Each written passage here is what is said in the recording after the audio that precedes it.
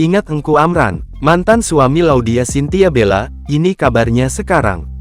Sosok Laudya Chintya Bella tengah menjadi sorotan usai dikabarkan menikah dengan Ustaz Nuzul Zikri.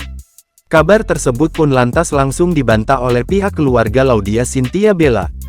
Kendati demikian, beberapa netizen justru menyoroti mantan suami Laudya Chintya Bella, Engku Amran.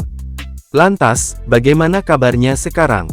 Menilik akun sosial media pribadinya @narumkamek, Engku Amran tampak aktif membagikan kegiatan sehari-harinya.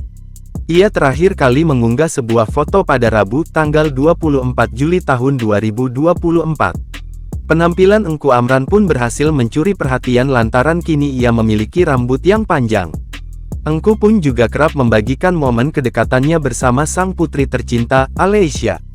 Seperti yang diketahui, sebelum menikah dengan Laudya Chintya Bella sempat berumah tangga dengan artis cantik Malaysia Era Fazira.